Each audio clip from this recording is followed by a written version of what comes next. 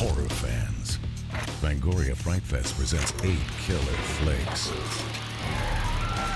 Full of thrills and chills, blood and guts, murder and mayhem. Fangoria Fright Fest.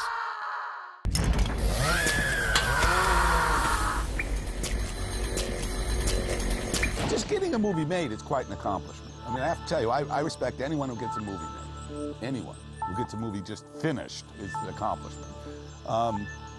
When a movie turns out to work, that's wonderful. When a movie turns out to have influence, that just means it worked. What makes a movie legend? Classic films, box office success, a cult following perhaps, or a tragedy so sad that it leaves a black mark on one's name in Hollywood forever. John Landis is a man that fits the mold of a great movie legend. He's done it all. A life and career of comedy, tragedy, horror, and happiness. He has risen above and fallen way below. But he is and remains one of the most important Hollywood filmmakers of our time. This is director John Landis. In his words, told to Fangoria's Tony Timpone, this is his Screamography.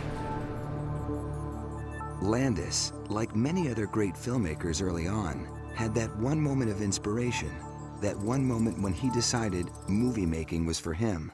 I saw a movie at the Crest Theater on Westwood Boulevard in Westwood, 1957 or 8, called The Seventh Voyage of Sinbad. And you'll find that most filmmakers have some movie. It's often King Kong or The Seventh Voyage of Sinbad or Touch of Evil or La Dolce Vita, some movie that sparked them, that inspired them, that was the movie.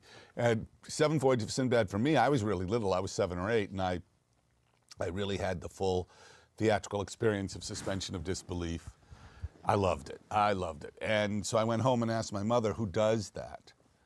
Who makes the movie? And she said, the director. And that was very sophisticated of her. I realize in retrospect, honestly, I mean, she could have said, you know, the hairdresser. I'd have a whole different career. But she said the director, so from the time I was 8, that was what I wanted to be, was a movie director. So I had that advantage, which was knowing very clearly what I wanted to do when I grew up. Growing up in LA, Landis had a unique advantage. His first job was not flipping burgers or being a soda jerk. It was a much more glamorous position. I literally became a mailboy in 1967, I guess, or whenever it was, and at the Fox lot, the Pico lot of Fox, rather. And at that time, they had 2 lots. They had the old Western lot, which is now a Walmart or something. But it's interesting. I mean, it was a very different time. The studios were full and staffed. The industry was in complete disarray. Didn't really know what was happening. With television, it's this before home video. It was a strange time, the death of the studios, and I've lived through that. I mean, I was very lucky. I mean, when I started, most of the people I was working with had been in film since the silence. So, you know, I had this wealth of experience to draw on, and I could go act. As a child, I went out and met, you know, Hitchcock and Hawks and Capra and Stevens and all these just extraordinary filmmakers. They were alive and making pictures. William Wyler, Billy Wilder. I could go meet them, talk to them. So John Ford even. I mean, it was a different time. And the studios, the industry hadn't collapsed. And now the industry doesn't exist. It's just subdivisions of major, huge corporations. So it's, you know, Universal is now owned by General Electric. And Columbia is Sony. I mean, it's a different time, and the product reflects it. And the freedom of filmmakers given reflects it. Delivering mail on a movie lot gave Landis the chance to take in the art of filmmaking. I loved being on the lot. It was a good time to be on the lot. Daryl Zanuck was alive, and he was in New York pulling strings. In fact, I was there when he fired his son, Richard. But it was a very busy time, and that was essentially not that big a lot. It had the back lot, which was now Century City. Which was fabulous because it had jungles and rocket ships and a Grand Central Station back there and railroad stations, and you know, it was really exciting.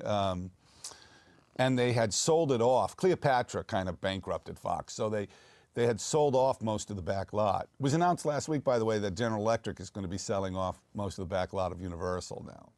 Yeah, it's sad. And but Fox was exciting because they were doing many movies. When I was there, I got there when they were shooting Hello, Dolly, actually in pre-production on Hello, Dolly.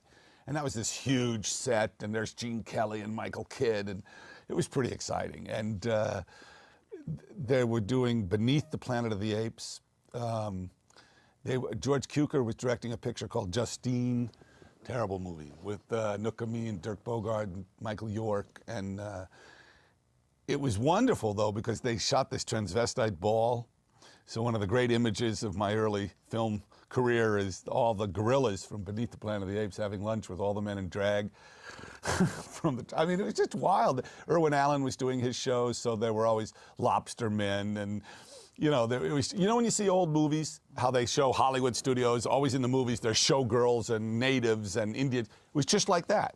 I mean, the lot was always full of people in costumes and makeups, a lot of makeups. I met John Chambers, who was doing the Apes movies, and it was a great time. I mean, I really enjoyed it. Landis enjoyed it so much so that he knew he wanted to fulfill his dream. He wanted to get out of the mailroom and on to the set. My sister took guitar lessons, and her friend, Tonda Marton, her dad was Andrew Marton, Bundy Marton, who's a Hungarian director who was very successful in silence at UFA in Germany and came to Hollywood. Bundy now, Andrew Marton, although he made a lot of features, he directed King Solomon's Mines with Stuart Granger. He directed later a lot of low-budget stuff like Crack in the World and Around the World Under the Sea. And but he made a lot of movies. He did the first Thin Red Line, but he became known as a second unit director, an action director. His most famous credit probably being the chariot race in Ben-Hur. But he was the American director on The Longest Day. He directed the sea battles and stuff in Cleopatra. You know, he worked on these giant epic movies where they needed battles and stuff, and Bundy became an action director. Directors, just like actors, get typed. And Bundy got typed as the guy you go to when you want to blow something up. I mean, he did all the flying in Catch-22. And I met Bundy, and I was very enamored of him because it was, you know, he had this astonishing career, and he's part of that whole Hungarian mafia, you know, Laszlo Benedict and all the Cordes and all that stuff. And so he was very glamorous to me and very nice to me when I was like 15, 16, 17 years old. He got the job as the second unit director on a movie that was going to be shot, or which was shot in Yugoslavia, former Yugoslavia, called Kelly's Heroes. It was called The Warriors at the time. And he said, if you can get yourself to Yugoslavia, maybe I can give you a job. So I was 18, and I told my mother that I had a job on this MGM picture, Kelly's Heroes in Yugoslavia, and I took all the money I had in the world. I remember this very well, because when I went to the bank to withdraw my money, it was $800, and it was like, it's a lot of money, you know. So I went to TWA, no longer exists, but I went to TWA. How much is it to fly to Europe, and how to get to Paris, how to get the thing? Well, the money I could afford, which was, actually I had like $1,200. It was $800 was the ticket. It cost $800 to fly to London then, from Los Angeles. That was the cheapest place you could go from LA. So I bought the ticket, and I went home, and I showed my mother the ticket. Look, they gave me a ticket. And when she saw the ticket, she believed me. Because, well, I had a ticket. I wouldn't have a ticket if it wasn't true. Otherwise, she would never let me go. So anyway, I got to London, and being a schmuck, you know, it's like, excuse me, where's Belgrade? It's like, well, it's quite a ways that way, behind the Iron Curtain, you know.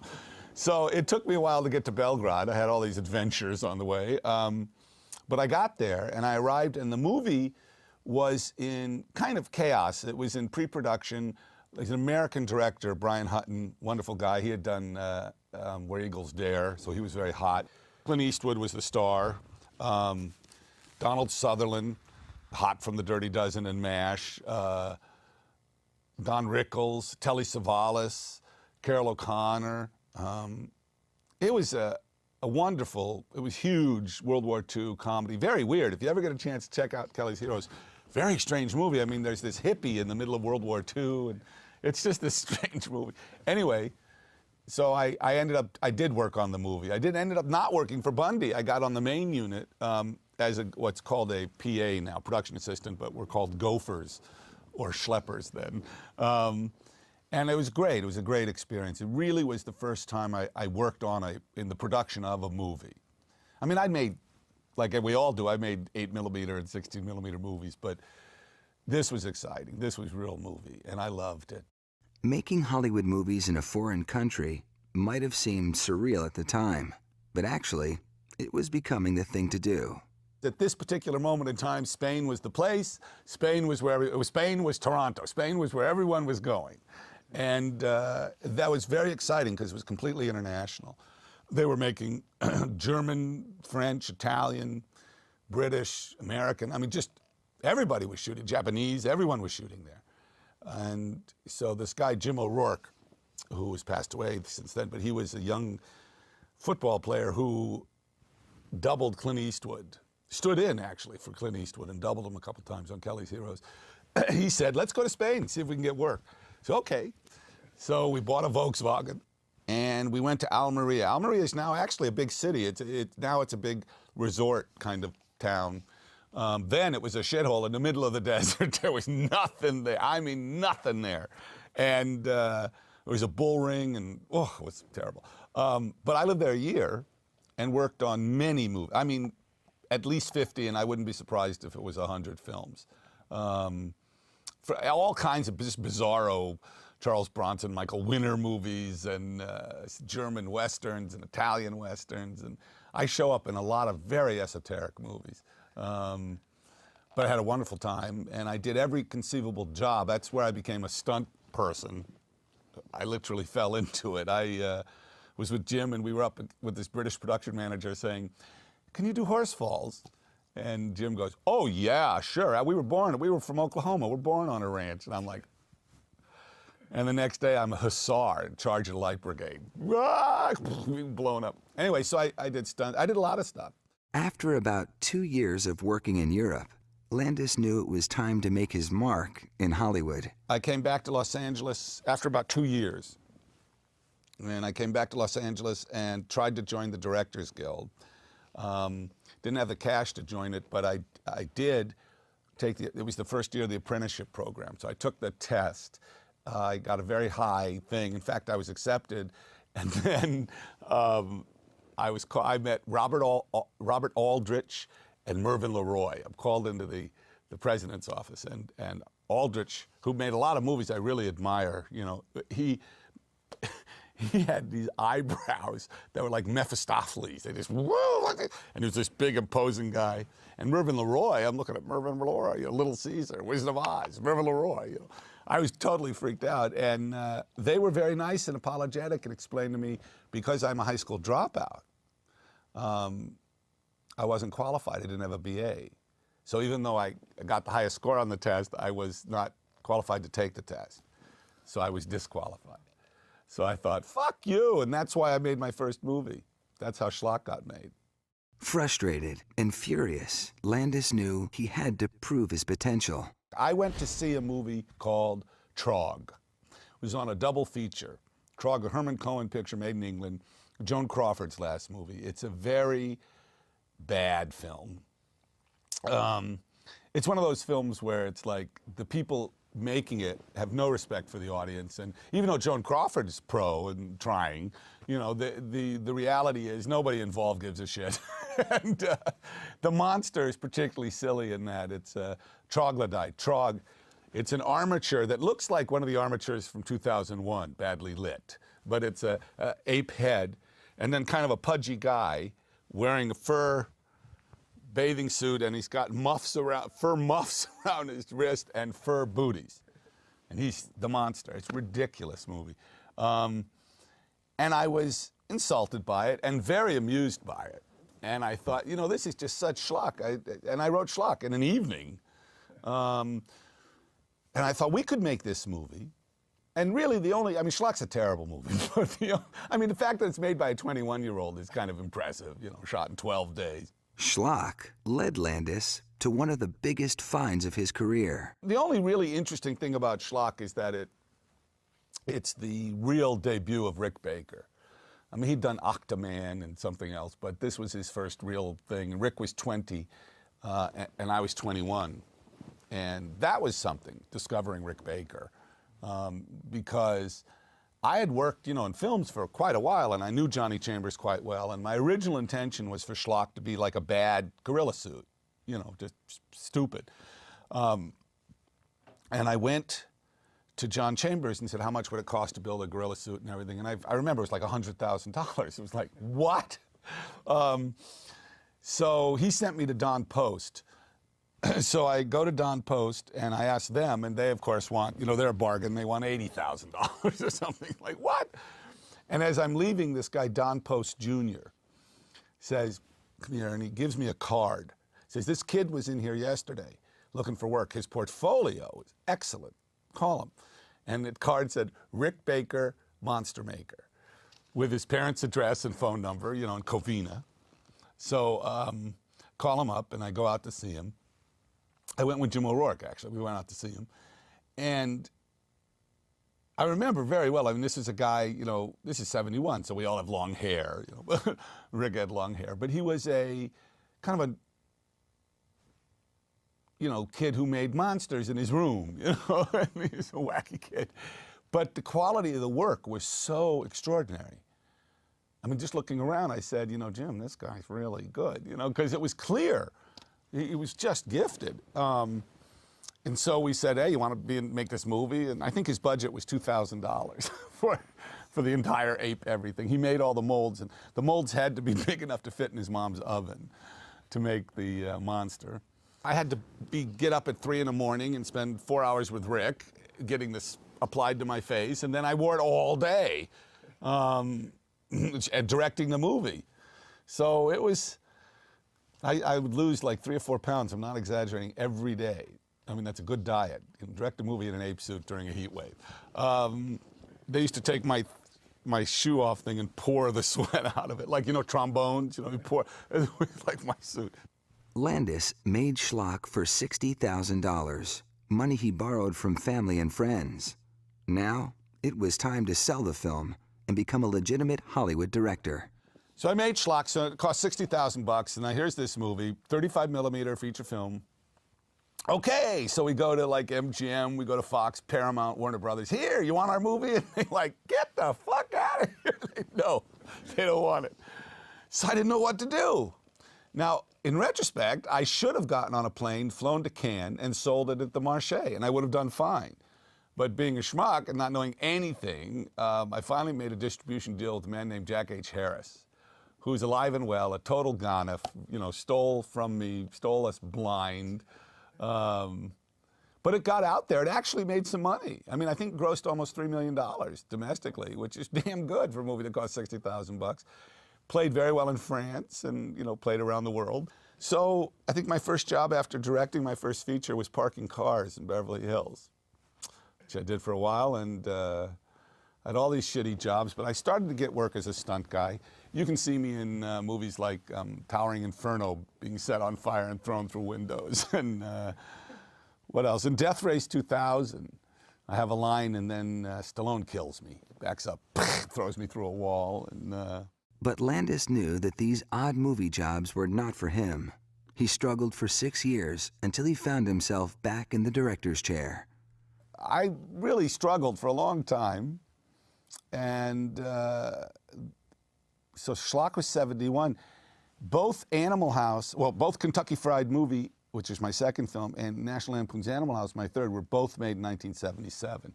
Kentucky Fried opened while I was shooting in Oregon, Animal House. And I remember a lot of the cast and crew went to see it, came back going, what have we done? So that's 6 years, you know. That's a long time. This is how things work. Luck plays a tremendous part of anyone's career. There's luck, hustle. Actually, I would say there's luck, hustle, talent. Talent is third. because there are very successful people out there who are not talented, but they have tremendous hustle and a lot of luck. And in this one, on Kentucky Fried Movie, which was a little independent movie, $500,000, you know, shot in 20 days. The script girl was Catherine Wooten, and who was called Boots. Very beautiful girl, very talented continuity person who, at the time, her boyfriend was Sean Daniel. Sean Daniel at that time was Tom Mount's assistant. Tom Mount was the second guy to Ned Tannen, the head of production at Universal Studios. Okay? And Boots would go home every day and say to Sean, well, we had a midget in a clown suit beating these naked girls, and we blew up a car and had elephants. You know, just this bizarre movie we're making. And Sean came to see, the cutting room came to see the movie. And originally I was hired to supervise a rewrite of the screenplay for National Lampoon's Animal House. Animal House, the script by Doug Kenny, Harold Ramis, and Chris Miller, three very funny and smart guys, was really funny script, but it offended too many people. It was like the Lampoon. You know, it was racist, it was sexist, it was misogynist, you know. But there was something too offensive about the script. There was something missing, and Landis knew just what it needed. My major contribution to the screenplay of Animal House was to say, look, they can't all be schmucks. You have to, everyone can't be a pig. You have to have good guys and bad guys. So I brought them the idea of bad guy fraternity, good guy fraternity, you know, heroes we root for as opposed to mock. And so we rewrote it, and then it's amazing. I mean, it's absolutely amazing. I don't know if that would happen now. I got the job to direct that movie. It shows what an unimportant movie it was at the studio. I mean, the next cheapest movie that year was like $7 million, and we were 2.3. So, you know, we were a very low budget picture. And because we shot at the University of Oregon in Eugene, we were away from the studio. And it was fun. I mean, I have to say, that was a great experience. The budget of the film was a mere $2.5 million. So to cut costs, the movie was shot almost entirely on the University of Oregon's campus. It grossed over $141 million, and Landis now had his pick of projects. I worked for a year on a picture that was eventually made, not by me, and very differently, called The Incredible Shrinking Woman, with Lily Tomlin. But our picture was very different than the picture that was eventually made. In fact, the only thing left over were Henry Gibson and Rick Baker, playing a gorilla named Sidney, named after Sid Sheinberg, the president of Universal. But I worked on that a long time, but I had in development a movie called The Blues Brothers with Danny Aykroyd and John Belushi, and it's a long story, but The Blues Brothers came together so quickly. It's a long story, but in any case, so I made The Blues Brothers, which was this very strange movie, and we made that movie, and thankfully, even though critically not well received, it was also very successful. The Blues Brothers is a comedy cult classic that had a budget of nearly $27 million, a much bigger price tag than what Landis was used to. And from that success, Landis went on to put his stamp on another cult classic, a mainstream horror film that had a unique mix of fear and funny. So for the first time, I could make a movie I'd written on Kelly's Heroes in 1969, An American Werewolf in London, which I guess is why I'm here. Well, would American Werewolf have happened if you hadn't gone over to do Kelly's Heroes? Well, I don't know. I was inspired on Kelly's Heroes. You know, in 1969, it's very hard for people to understand now, especially young Americans, about the Cold War and the Iron Curtain. The Iron Curtain, after World War II, when the West and the Soviets split, and it's very strange. You went to Europe, and like London, England, but especially France, had been rebuilt by the Americans, basically American money. But behind the Iron Curtain, in Hungary, and in Czechoslovakia, and Yugoslavia, and Poland, and Russia, it was still World War II. I mean, everything was in ruins. They had no money. It was difficult. It was a different time. And I don't know if it was Graham Greene. Someone said, you know, going behind, it was like going from color going from West Berlin to East Berlin was like color to black and white. And it really was. I'll never forget going into Yugoslavia the first time because, you know, hobnail boots and these fascist helmets with hammer and sickles and guys with machine guns everywhere and huge posters of Tito everywhere. And, you know, it was like being in a movie. It really was so out of my experience. I was from here, you know. It's like no palm trees. It was just really different. And in ruins. Half of Belgrade was still in ruins then. London, and hey, in 1969, there were parts of London that were still in ruins from the Blitz. It sounds odd, but it's true. You know, I mean, in '69 in Paris, you had to go to the post office to make a phone call. You know, now it's unthinkable. Now, you know. But anyway, I was being driven down this between Novi Sad and Umag by this guy Sasha, and he was a very sophisticated guy. He always wore dark glasses, and a blonde guy, always wore dark glasses and smoked a cigarette like a Nazi. You know, he used to hold the cigarette. Anyway, we're stopped in traffic, which was strange. I mean, traffic was 3 cars. It was like, what's going on? And what was going on was a funeral in the crossroads, in the crux of a crossroads, right in the middle of a crossroads. They dug a hole. And it was they put the body in feet first. There was a corpse.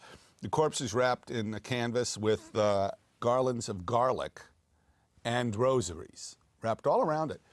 And I thought, what is going on? There was this Greek Orthodox priest, 2 of them, and some gypsies. And gypsies, it sounds funny, but it really was Maria Uspenskaya. These gypsies looked like they from the back lot. They had babushkas and, you know, earrings, and I mean, they looked just like generic gypsies. And it was just a wild thing. And what was going on, Sasha went to ask, this guy had committed some crime. I'd forgotten what it was, but he had been shot, and they were burying him this way in an elaborate funeral with these precautions so that he wouldn't get up and cause trouble.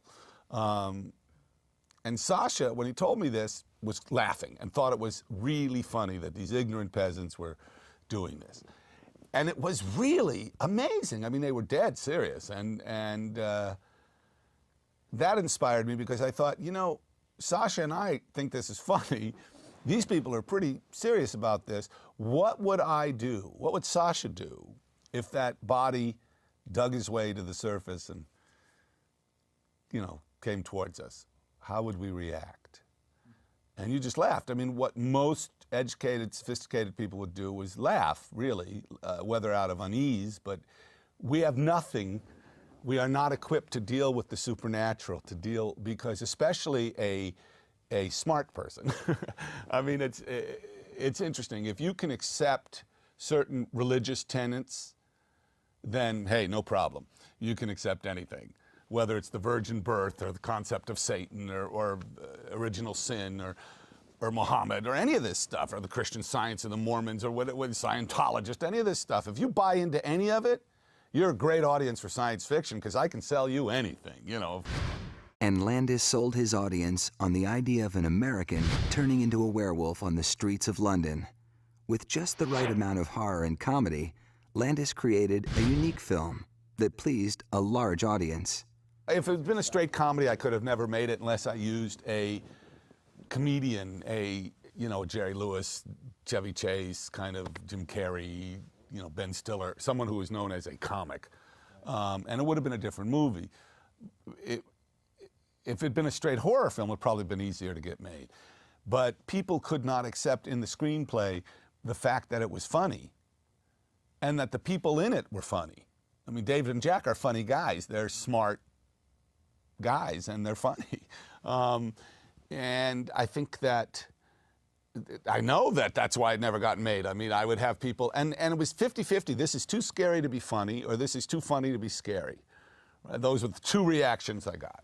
I got work from it, though. I mean, I was one of the 11 writers of The Spy Who Loved Me, the James Bond movie and stuff. I mean, I got a lot of work out of that script, but I've only got to make it because Kentucky Fried, but especially Animal House and the Blues Brothers, made a lot of money. So, and it was made for $10 million. It was a small movie, and it was like, here, you're crazy, go make. You know, I borrowed the money from a bank. That was called a negative pickup deal for Polygram. And ironically, Polygram, Dutch company, now out of business, and it's owned by Universal, which of course is now General Electric. So, you know, it's very strange. But Landis took his monster movie very seriously. In the scene where actor David Naughton transforms into a werewolf, Landis knew exactly what he wanted. And what he wanted was old friend Rick Baker to do some monster movie magic. I had very specific ideas about what I wanted. And I wanted it in bright light. I wanted it with no cutaways. I ended up having one cutaway to that little Mickey Mouse doll. But I wanted it to be painful. I mean, I had very specific ideas, you know, the back, you know, and so I told this to Rick Baker in 1971. I gave him the script. Here, read this, you know. So Rick had been thinking about it a lot, and he came up with this idea he called change-o heads, which was essentially, you know, the heads stretching and stuff. And so he had figured it out, really in 71, what he wanted to do. I could never get the money for the movie. And many years later, 1981, I call him up and go, I got the money. Let's make the movie. He said, I'm making a werewolf movie. I said, what? He said, Joe Dante hired me to do The Howling. I said, well, you're fired. What the fuck? I was very pissed off. So Rick's assistant, Rob Bottin, finished The Howling. But they used similar techniques because Rick had invented them in 72. But so we did need, Rick always said, listen, if you're going to do this, I need 6 months. Give me 6 months to build this stuff. So I had to cast the 2 leads 6 months early. And I did. I cast David and Griffin, and they had molds made of their bodies 6 months earlier, so that Rick could then sculpt the stuff and make the stuff. So, and then then shooting it, you know, we had storyboarded it and everything, and so to shoot that sequence was the last week of shooting. And I remember it was very unsatisfying for Rick because we shot it in the set of Jenny Aguilar's apartment, and it was a raised set so that the puppeteers and stuff could get under it. But he and David Naughton would start makeup, you know, 3 in the morning, and then we'd get there and light and everything, and so now it's like 8:30, and he would come out in one stage of this thing, and he'd lie down or sit there, and we go, action, and he'd do whatever it was. The thing would do it, and I say, cut. Okay, let's do it again. All right, action. He said, cut. Okay, thank you. Rick was like, that was it? We go, yeah, we got it, next. And we'd sit there, and he'd go away for 4 or 5 hours. So we'd lucky to get 3 shots a day because it was these very extensive makeups and stuff just for brief moments on screen. It took 5 days to shoot that sequence. Following the success of An American Werewolf in London, in 1982, Landis began his next project, a movie that would haunt him for the rest of his life. The film, Twilight Zone the Movie. The horror, when actor Vic Morrow and 2 young Asian actors were killed on set as special effects caused a helicopter to crash, killing all 3. Landis still struggles with the accident and its lasting effect on his life and career. If you're ever in a serious car accident, if you've ever been in any situation where people are killed, whether it's a car accident or train accident or military encounter or something, of course, it stays with you. And you learn a lot about fate and a lot about accidents. And that was, what's very hard in the Twilight Zone is to try not to become too cynical or bitter about, because so many people are happy to exploit tragedy. And you learn bitter lessons. I mean, you learn that people want to believe bad things, that it's more fun to believe that evil people went off and did this bad thing than there was an accident. You know, if there was an accident, it's not exciting. It has to be someone's fault. And then our legal system is set up so you have to find fault. Someone was at fault because something happened. And they'll make shit up. I mean, that's the other thing that's interesting. I mean, so much about the Twilight Zone that's been written about and everything is untrue. Because it's more fun to believe that. I mean, the human nature, unfortunately, is dark. And you can profit from it. The media can profit from it. The people can try to make careers from it. And it's just lawyers can make a lot of money from it. There's a lot of money. There's a lot of things to be exploited. Television, you can exploit it. Everyone can exploit it. So it's hard not to become too cynical about this stuff. But in terms of the Twilight Zone, that was absolutely terrifying and horrendous thing. And of course, I mean, I don't know, unless you've been in a violent accident situation or seen people killed, it's hard to, yeah, I think about it all the time. You know, it's terrible. As a director, were you afraid that this black cloud would never go away from, you know, living in the aftermath of the tragedy and the untruths that were being spread? And well, you're helping. I mean, I don't understand. I mean, was I afraid of what? Well, a lot, you know, like you were saying, that all these untruths were getting out, you know, even though... Well, it's not, I mean, what I've learned is there's really not much you can do about it. I mean, you can't really protect yourself from lies. I mean, one of the things about the internet that's interesting is it's a double-edged sword. It's this fabulous, extraordinary source of information, but it's an equal source of misinformation and disinformation and lies. And now you have this thing, bloggers, you know, and anyone can say anything they want.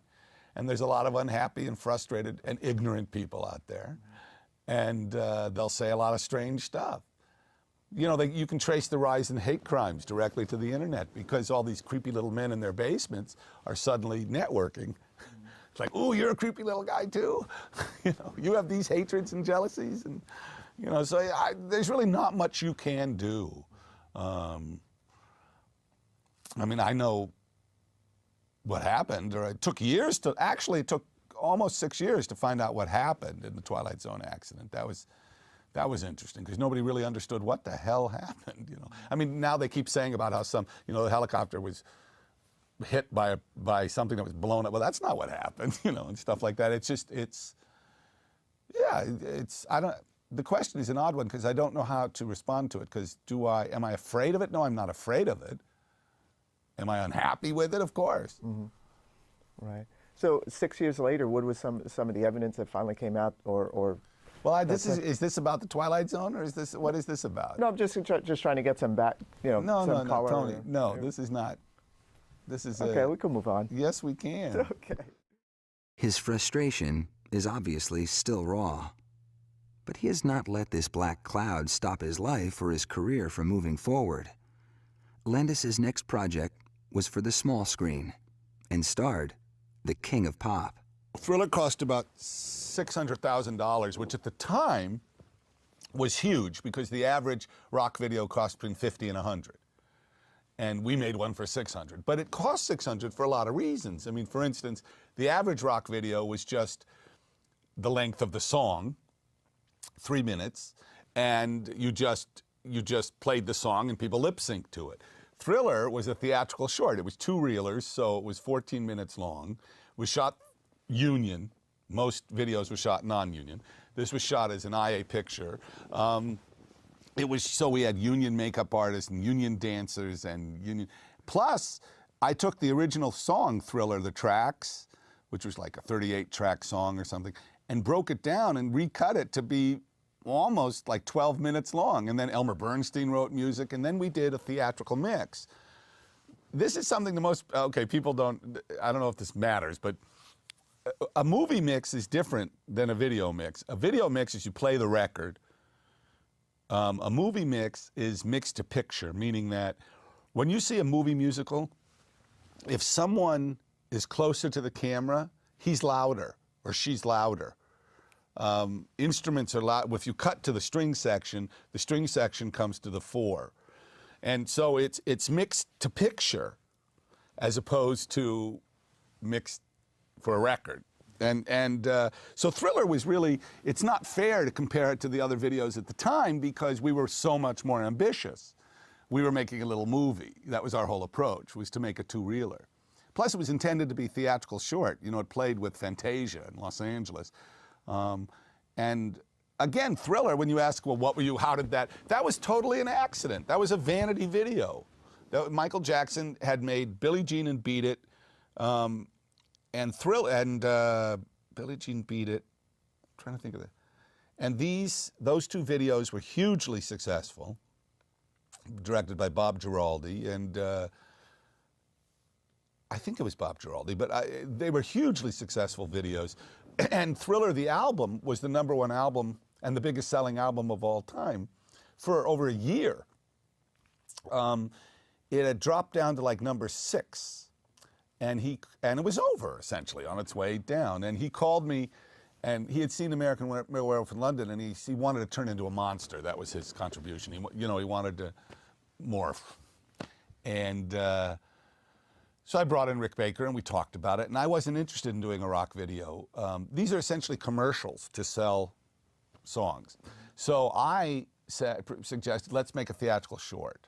So going in, and CBS Records told us to go fuck ourselves, and Walter Yetnikoff said, get out of here. So they wouldn't give us any money because they just assumed this was on its way down, and why throw good money after bad? It's not going to make them any more money. But Michael wanted to do it. So he was going to put up the money, and I said, don't put up your own money, that's wrong. And it was George Folsey who suggested that we shoot us shooting it. And that making of Thriller was 45 minutes long, and Thriller was 15 minutes long, so together it's an hour. We could sell it, and we sold it to Showtime. It was one of the first cable TV events. MTV went insane when we sold it to Showtime. They said, how could you do that to us? And we said, okay, you want it? Buy it, So they paid some money, and that's how we got money from Showtime and MTV, and that's how we financed it. And we used to call the making of Thriller, we used to call it the making of filler, because it had to be 45 minutes. So that's why everything's in it. I own Werewolf, so there are pieces of Werewolf. He owned Can You Feel It, so we put Can You Feel It. It's just everything we could throw in there. Home movies, we found home movies, we put them in there, And it turned out very well, but it was nobody's plan. So it did a lot of things. I mean, the making of Thriller created the whole making of business, which is now a business. The Thriller, the biggest impact Thriller had were two big impacts. One is that the record went back to #1. And that was a big deal. It showed the huge influence these things could have internationally. Two, a guy named Austin First, who had a company called Vestron Video, called me and said, I'd like to release Thriller and the making of Thriller as a home video. And I said, yeah, but it's for free on television.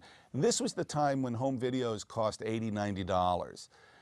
The creation of things like Blockbuster and mom and pop video stores came about because to buy a movie then was 80 or 90 bucks. No one would buy them, but you'd rent them. So selling these things were really sold to stores to rent. That's why they were so expensive. And he had an idea, Austin had an idea, I'll do, and he told me the term, first time I ever heard it, sell-through. So it was low budget, it was $19.95. It was enough so you could actually buy it. And that then went out and sold over 1 million, at that time was huge. So it created really the home video business. Now you buy a DVD, you can buy them for $5 bucks, $5 bucks, you can go out and buy a brand new movie. So it's really a hugely influential thing, Thriller, but not by design. It was all accidents coming together. Landis soon found out that working with Michael Jackson was unlike any other filmmaking experience he's ever had. When we made Thriller, working with Michael was like the Beatles, it was like when John Lennon said that thing about, we're more popular than Christ, and everyone got so upset. I totally understand what he was talking about, because being with Michael at that moment was incredible. People would see him and faint, or women would have orgasms. I'm not kidding. I mean, people would be overcome, and it was amazing. It was amazing. The only time in my entire life I've ever been truly terrified. I mean, it sounds funny, but you're rarely scared in your life. And the only time I was really terrified was this was right after Thriller came out. Michael and my wife and baby daughter, who's now 23, we went to Disney World in Florida. And I have this picture in my library, like this big, of Michael and I and Mickey Mouse. And so we went to take this picture near the castle, Disney World. And there was this lawn, it was about, 20 by 20, and it had this little rope around it, a little chain around it, like in a bank, like you wait in line. And the photographer was there, and Michael and I and Mickey, you know, so they have all these underground tunnels, and we came up and went to get our picture taken. And within minutes, I mean, it seemed like instantly, but it was within minutes, there were 5,000 people around us, screaming, and I thought, they're going to eat us. I thought, this is Day of the Locust. They are going to eat us. I was just terrified. I was terrified. And Mickey was, get me out of here, you know, and the photographer was, we were scared to death.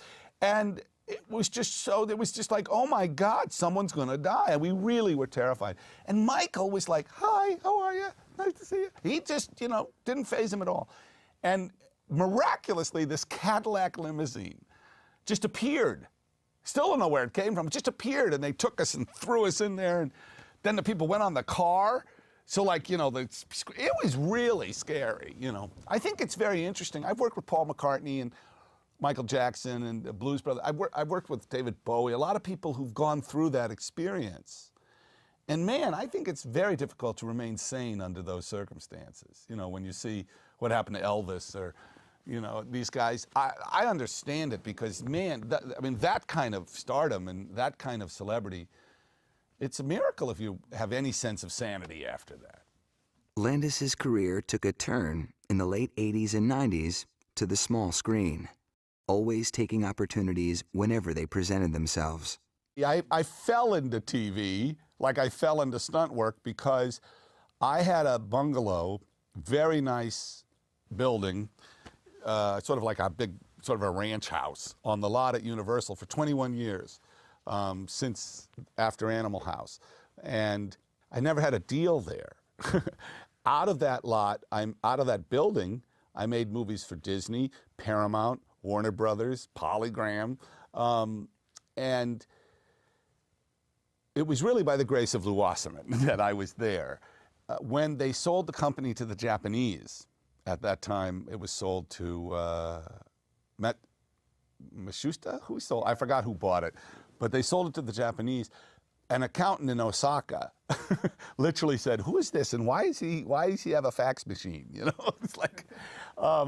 So in order to keep my building, I said, because I'm in the television business. And my first TV show for them was Dream On for HBO, which won HBO its first Emmy. And that was a good experience. That was fun. And my partner really did most of the work. That was Leslie Bellsberg. And we did Sliders and Honey, I Shrunk the Kids for Disney. The Lost World, which I had very little to do with in Australia. You know, I mean, we did a lot of TV. TV's kind of good. We did syndicated TV. We never really did network TV. We did cable and syndication. And that's different than network because you have a lot of freedom. I mean, once they agree to do Honey, I Shrunk the Kids for a season, well, then you're given enough money to make 22 of them. And then you go off and make 22 of them.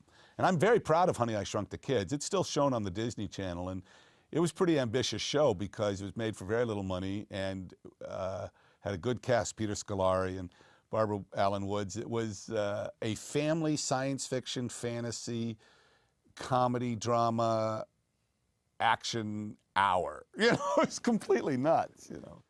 One of Landis's latest TV projects is The Masters of Horror, a collaboration he proudly shares with his son, Max. He's a good writer. He's written since he was a little boy. You know, it's that generation that grows up with computers, so they're amazing. And Max he's 20 now, and I'm not exaggerating. I've worked with many writers, and I've read many scripts. He's as good as, he's in the top 3% of people that I've dealt with in terms of talent. He's a fine writer. So I thought, okay, well, here's an opportunity, Max, to write a script. You know, instead of your insane, epic, he writes these very fantastic and gruesome tales. But he writes wonderful dialogue. And I said, okay, I'll give you an opportunity. Let's write this, you know. I told Mick, I mean, Masters of Horror is really called Masters of Nepotism. Because Mick had Cynthia, you know, his wife was in one, and John Carpenter's son wrote the music for his, and I'm trying to think, there's a lot of those in there where everyone's getting all their mishpucha in the pictures. The Masters of Horror has attracted many famous filmmakers to its credits.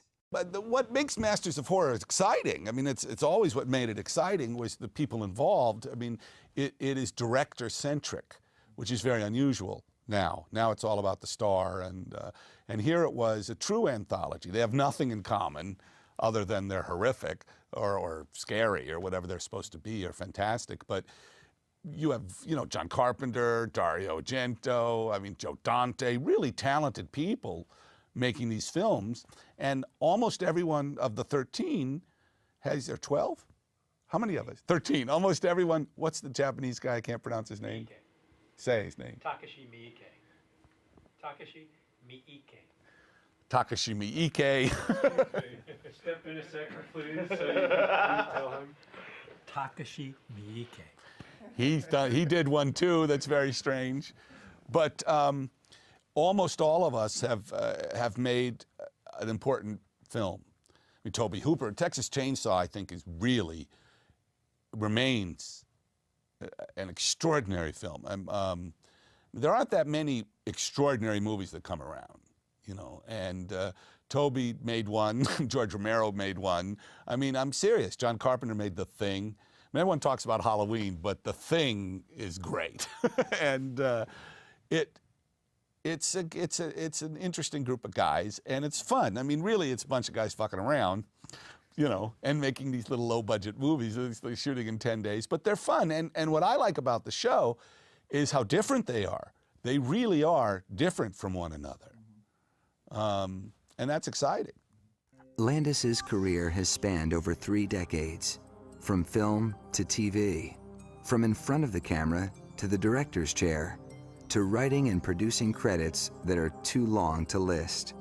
I have gone from being the youngest guy in the room to the oldest guy in the room, which is a strange experience. There's age discrimination, but ultimately it's more about money. I mean, it's a very cruel and heartless business in terms of it's as you know, it's about the box office, and a lot of it's about hustle and how well you sell yourself and play the game and how well you cooperate, but ultimately it's about box office. Like, you can be the biggest prick in the world as long as your movie makes $100 million. You know, so what happens is if you make a couple of movies that aren't as profitable, they're on to the next thing. Plus, the reality is you lose, the people who run the business are constantly changing. Constantly changing. I mean, there's certain guys, Rupert Murdoch, Barry Diller, you know, those guys stay in place, but ultimately, you know, you go to a meeting at a studio, it's all new people every time. And they don't know you, and they would, because of the new corporate Hollywood has a lot to do with that too. If you look at the product, you know, they're not as adventurous as they once were.